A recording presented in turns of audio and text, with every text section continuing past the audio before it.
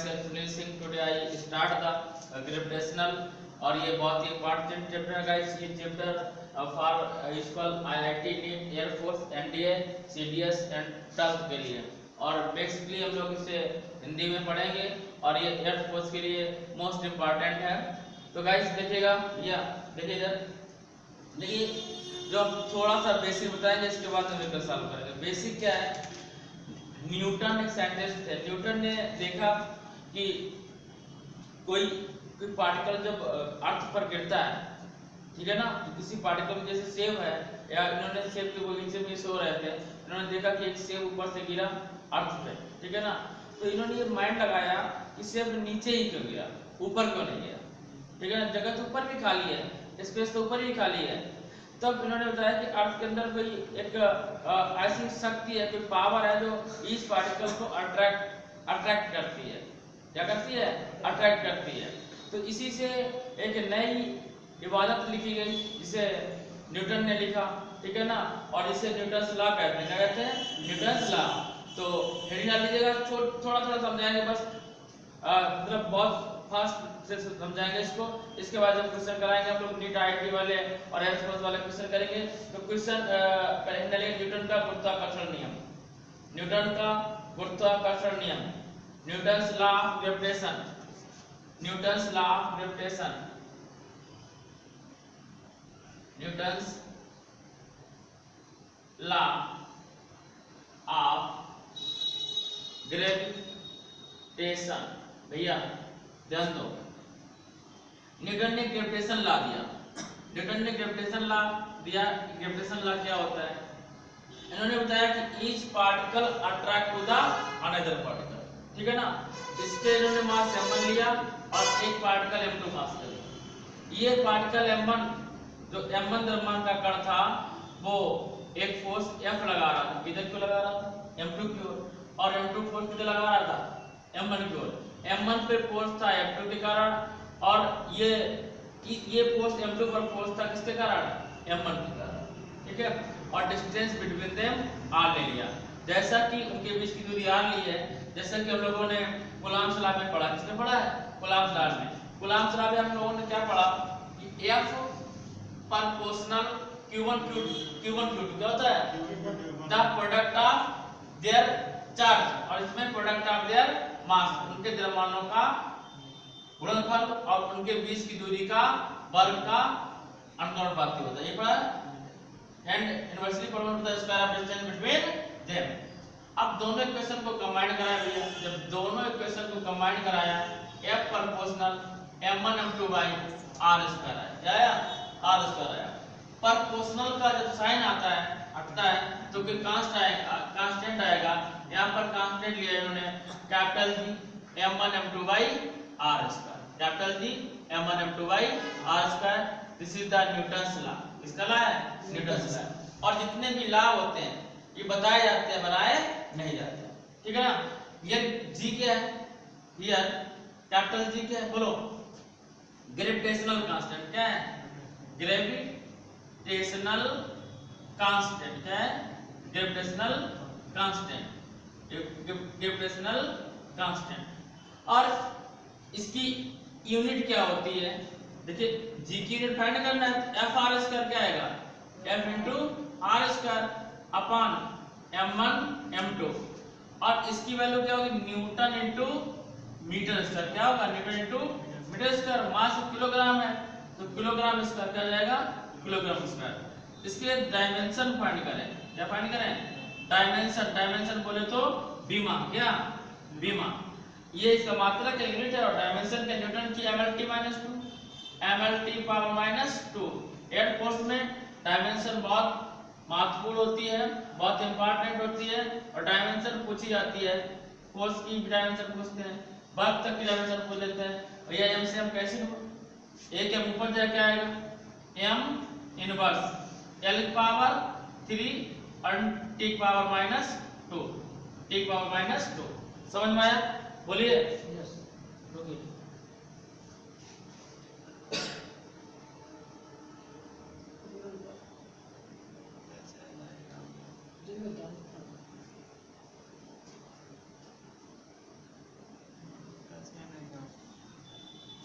लिखिए भैया, the value of G, the value of G, G की वैल्यू कितनी होती है याद है, बोलिए 6.67 10 to power minus 11, 10 to power minus 11।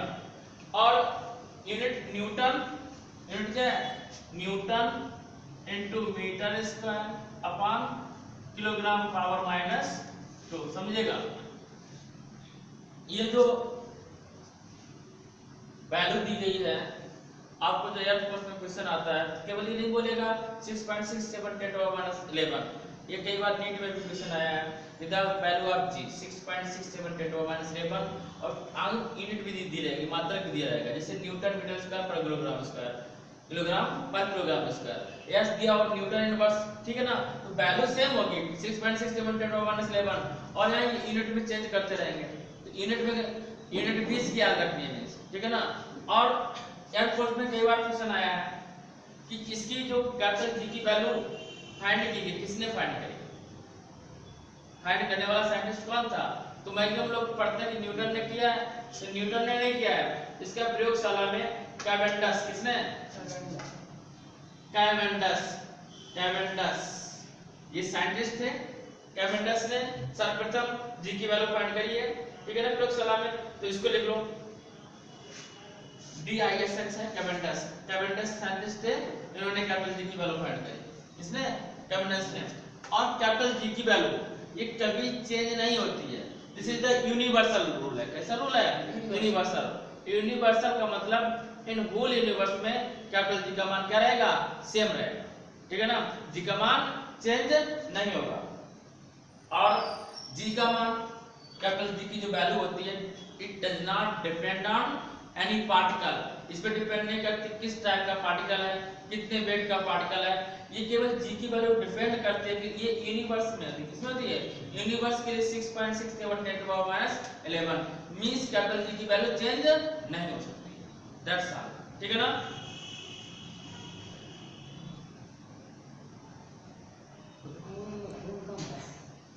हो गया, चलो ना। देखिएगा गतिज त्वरण के बारे में जब लोग बात करेंगे, ग्रेविटेशनल एक्सीलरेशन के बारे में, भैया F इक्वल क्या होता है, mg, क्या होता है, F इक्वल mg, g क्या है, ग्रेविटेशनल एक्सीलरेशन, ठीक है ना। और जो g की value does not depend on mass, mass पे डिपेंड नहीं करता है, g की वैल्यू किस पे डिपेंड करती है, अर्थ पे, किस पे डिपेंड करती है, अर्थ पे, भैया ध्यान रखिएगा इसको। और ये g क्या है, ग्रेविटेशनल एक्सीलरेशन, और एक्सीलरेशन बात आएगी तो इसकी यूनिट क्या होगी, मीटर पर सेकंड स्क्वायर। जो एक्सीलरेशन की यूनिट होती है, जो त्वरण की यूनिट होती है, किसकी यूनिट होती है, त्वरण की, गुरुत्वीय त्वरण की जो यूनिट होती है वो मीटर पर सेकंड स्क्वायर, और ये यूनिट किसकी होती है, त्वरण की होती है। डायमेंशन बोले विमा भी इसकी क्या होती है, सेम होती है, डायमेंशन भी इसकी सेम होती है। और डायमेंशन इसकी कितनी होती है बोलो, L T पावर माइनस 2, क्या MPL मीटर की अपॉन T को बोला जाएगा L T पावर माइनस 2। ये G की यूनिट, किसकी यूनिट बात कर रहे हैं, G की डायमेंशन है। और ये फोर्स की यूनिट क्या होती है, न्यूटन, क्या होती है, न्यूटन। और फोर्स डायमेंशन क्या होती है, ml T पावर माइनस 2। हम लोग बात कर रहे हैं ग्रेविटेशनल एक्सीलरेशन G की, गुरुत्वीय त्वरण G की बात कर रहे हैं।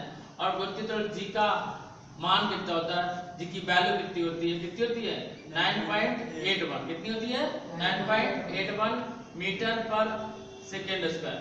और समझिएगा यदि अर्थ सरफेस से, इसका बहुत ही महत्व है, ये सपोज कर ले कि ये अर्थ है, यदि हम अर्थ सरफेस से अबव जाएंगे, ऊपर की ओर जाएंगे, यदि अर्थ सरफेस से h हाइट पर ऊपर की ओर जाएंगे तो G का मान क्या होगा, डिक्रीज होगा, क्या होगा, घटेगा, G का मान घटेगा, G क्या होगा, डिक्रीज होगा, क्या होगा, डिक्रीज होगा, घटेगा, G का मान घटेगा। यदि अर्थ सरफेस पर आएंगे, कहाँ आएंगे, अर्थ सरफेस पर आएंगे तो G का मान क्या होता है, इंक्रीज होता है। कितना होता है मैक्सिमम, 9.81, कितना होता है, 9.81। यदि हम अर्थ सरफेस से नीचे जाएं, नीचे की ओर, यदि हम अर्थ सरफेस से नीचे की ओर जाएंगे तो भी G का मान क्या होगा, डिक्रीज होगा, G का मान क्या होगा, घटेगा, G का मान क्या होगा, घटेगा। कब जाएंगे, अर्थ सरफेस से नीचे, ध्यान रखिएगा। जैसे अर्थ ये है, इसका सरफेस ये है यानी कि मिड पॉइंट ये है। यदि हम ऊपर जाएंगे तो भी जी का मान घटेगा और अर्थ सरफेस से नीचे जाएंगे तो भी जी का मान घटेगा। कोई ऊपर नीचे नहीं होता। सपोज किया ये अर्थ है, क्या ये अर्थ है। अब अर्थ के ऊपर जाएंगे ऐसे तो जी का मान डिक्रीज होगा, ठीक है ना। और एक पॉइंट ऐसा आएगा जहां पर जी का मान 0 हो जाता है। क्या हो जाता है? जी का मान 0 हो जाता है। अब जब हम अर्थ सरफेस पर आएंगे, जैसे पास आएंगे जी का मान इंक्रीज होगा। और सपोज कर लें कि अर्थ से हम नीचे निकल जाए, ठीक है ना, तो भी जी का मान क्या होगा? डिक्रीज होगा, क्योंकि अर्थ रोटेट करती रहती है।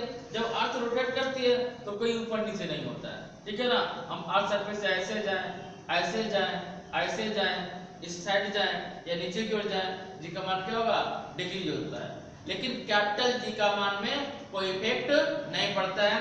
कैपिटल जी की वैल्यू इन होल यूनिवर्स में कितनी रहती है?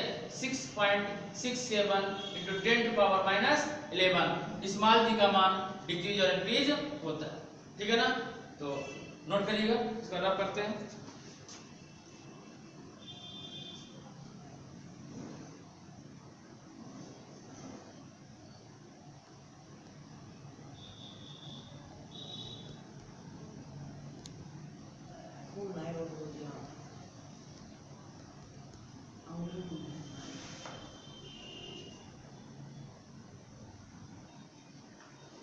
देखिएगा relation between gravitational constant and gravitational acceleration. गुरुत्वीय त्वरण और गुरुत्वाकर्षण नियतांक में संबंध।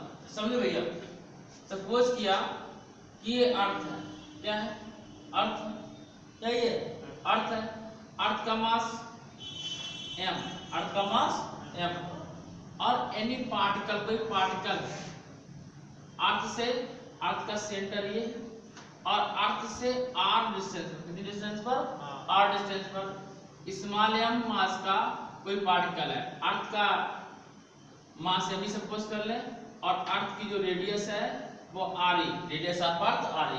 जब पृथ्वी की त्रिज्या r, पृथ्वी का द्रव्यमान m और कोई m मास का पार्टिकल है। कितने मास का पार्टिकल है? m मास का पार्टिकल है। यहाँ पर हमें रिलेशन फाइंड करना है कैपिटल जी और स्मॉल जी में। तो हम लोगों ने पढ़ा हुआ है कि कैपिटल जी एफ, सॉरी जो फोर्स है, फोर्स का फार्मूला क्या होता है? F equal G m1 m2 by r square. क्या होता है? m1 m2 by r square. अब m1 जाएगा m मास है और m2 जाएगा कितना मास है? m मास है और डिस्टेंस कितनी है? r, तो r का स्क्वायर। इक्वेशन नंबर फर्स्ट ये पढ़े फोर्स। और फोर्स लग किस पे रहा है? m मास पे लग रहा है। किस पे लग रहा है? स्मॉल m मास पे लग रहा है। तो m मास पर ग्रेविटेशनल एक्सीलरेशन, गुरुत्वीय त्वरण, क्या गुरुत्वीय त्वरण की वैल्यू कितनी होगी? F equal mg। तो भैया ध्यान रखिएगा, जो g की वैल्यू है वो किस पे लग रही है? स्मॉल m मास पे लग रही है। किस पे लग रही है? स्मॉल m मास पर लग रही है, ठीक है ना। इसमें कई बार कंपटीशन में क्वेश्चन पूछ देता है, छोटे कंपटीशन में, जैसे एयरफोर्स में, एनडीए में क्या पूछता है कि कोई पार्टिकल है, ये समझो इधर, इसकी ये m1 मास का, ये m2 मास का है, डिफरेंट पार्टिकल। और कह दिया जाए कि इसका जो मास है 100 kg है और इसका जो मास है 50 kg। कितना kg है? 50 kg है। डिस्टेंस बिटवीन देम 3 मीटर है। कितना मीटर है? 3 मीटर है। तो ये पूछे कि एक फोर्स इस पर लगेगा, ये किसके कारण लगेगा? F2 के कारण। और इस मास पे फोर्स के कारण लगेगा F1 के कारण लगेगा। किसके कारण लगेगा? F1 के कारण लगेगा। जब इस पर फोर्स मास M1 के कारण लगेगा और इस पे फोर्स लगेगा मास M2 के कारण, तो कह रहा है कि एक पर 100 किलोग्राम का मास है, दूसरे पर 50 किलोग्राम का मास है, तो F1 रेशियो F2 का अनुपात कितना होगा? बोलिए कितना होगा? 1 अनुपात है। कितना होगा? 1 अनुपात है। कितना होगा? 1 अनुपात 1। कितना आएगा? अब ये कैसे आएगा भैया? कंसेप्चुअल है, कंसेप्ट है, समझ लीजिएगा। नहीं तो यहाँ पर 100/50 करें, 100/50 करें तो 2:1 निकालें। 2:1 नहीं, 1:1।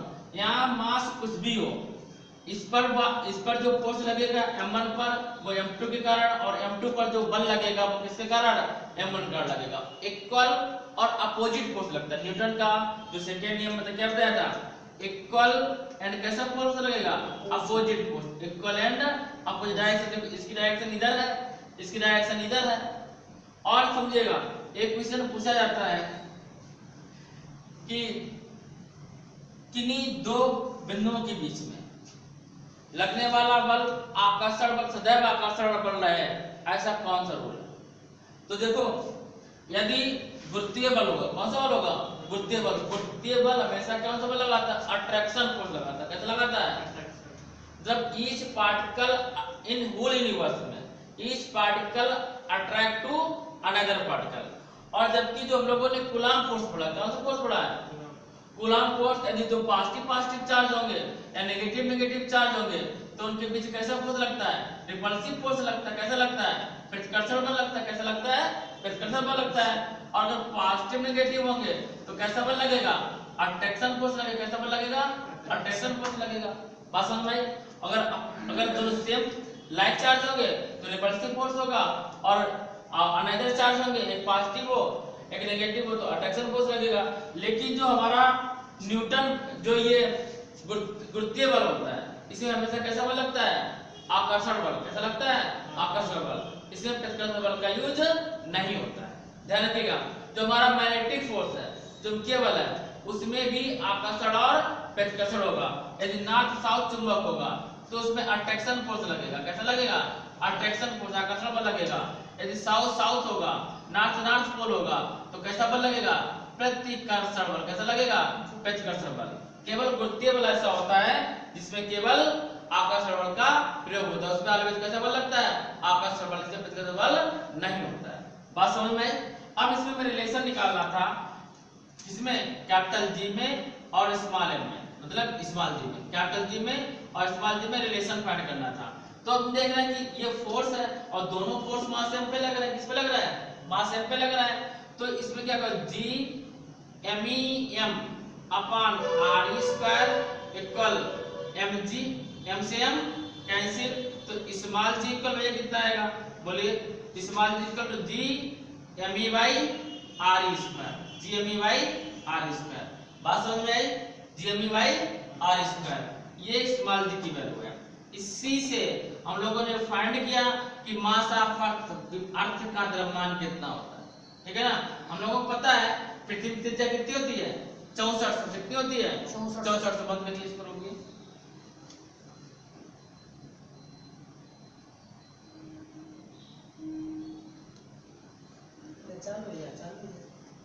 देखिएगा, हम लोगों ने ये पढ़ा था कि जो कैपिटल जी का मान है कहीं चेंज नहीं होता है होल यूनिवर्स में, लेकिन स्मॉल जी के मान में परिवर्तन होता रहता है।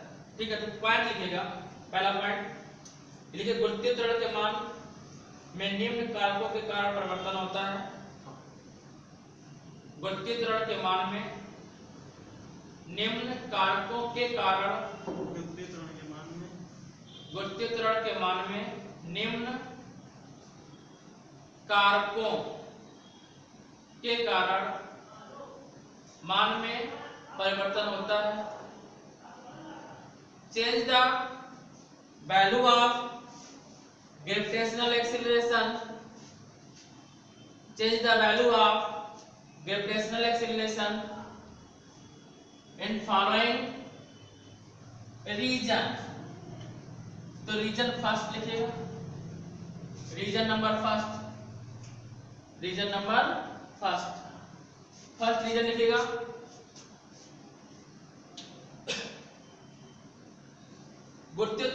पृथ्वी का आकार, पृथ्वी के आकार के कारण, पृथ्वी के आकार के कारण। तो देखो, द शेप ऑफ अर्थ, देखो अर्थ गोलाकार नहीं है, हम लोगों को पता है। एक मेजर एक्सिस होती है और एक माइनर एक्सिस होती है, एक दीर्घ अक्ष होती है, एक लघु अक्ष होती है। इसको हम लोग बोलते हैं इक्वेटर। क्या बोलते हैं इसको? इक्वेटर। विषुवत रेखा क्या बोलते हैं? विषुवत रेखा। क्या बोलते हैं? विषुवत रेखा। इसको बोलते हैं पोल। क्या बोलते हैं? पोल। अभी हम लोग पढ़ेंगे, अभी हम लोग इसके बारे में पढ़ेंगे। और ये अर्थ का सेंटर है, अर्थ का सेंटर को अभी हम लोग इसके बारे में पढ़ेंगे। तो बस अभी फिलहाल के लिए इसमें पॉइंट लिख सकते हो कि पोल पर जी का मान सबसे ज्यादा होता है, पोल पर जी का मान मैक्सिमम होता है। और कितना होता है मैक्सिमम होगा, ये 9.81 कितना होगा मीटर पर सेकेंड स्क्वायर, कितना होगा 9.81 मीटर पर सेकेंड स्क्वायर। और सबसे कम कहाँ होता है, सबसे कम होता है विषुवत रेखा पर। कहाँ होता है विषुवत रेखा पर जी का मान मिनिमम होता है। कैसे मिनिमम होता है बताएंगे। और सेंटर पर जी का मान क्या होता है जीरो होता है। क्या होता है जीरो होता है, मतलब पृथ्वी के सेंटर पर जी का मान जीरो होता है। जी का मान जीरो क्यों होता है, हम लोगों ने ये पढ़ा है कि जो ये डिस्टेंस आर है, कितनी डिस्टेंस है आर है, ये एम ई मास की अर्थ है और ये मास एम है कण का। अब जितना पास आएंगे, जितना अर्थ के ऊपर पास आएंगे जी का मान बढ़ेगा, जी का मान बढ़ेगा। क्यों बढ़ेगा, क्योंकि अभी हम लोगों ने फाइंड किया capital G equal to G M by R square, means R E की वैल्यू घटेगी तो जी का मान बढ़ेगा। लेकिन यदि आर ई की वैल्यू जीरो हो जाए, क्या हो जाए मींस कोई पार्टिकल सेंटर पे आ जाए तो आर ई मान क्या हो जाएगा जीरो हो जाएगा। और जीरो का भाग जब देंगे इसमें तो इनडिफाइन हो जाएगा, मतलब इसको डिफाइन नहीं कर सकते हैं। जब डिफाइन नहीं कर सकते हैं तो जी का मान क्या सपोज कर लेंगे जीरो, क्या सपोज करेंगे जीरो। तो सेंटर पर ग्रेविटेशनल एक्सेलरेशन का मान क्या होता है जीरो। विषुवत रेखा पर सबसे कम और पोलों पर सबसे अधिक होता है, ये हमें बताया गया है, ठीक है ना।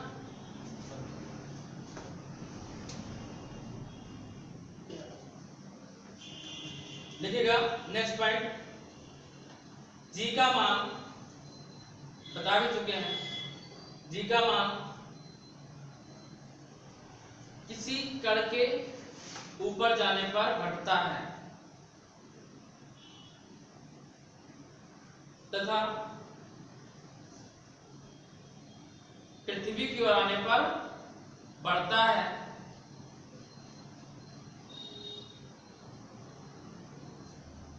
The value of G is less than NH height and greater than toward the earth.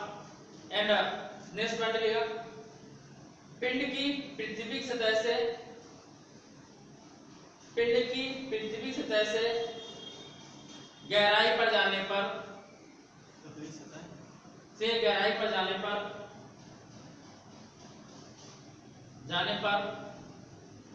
जी का मान घटता है।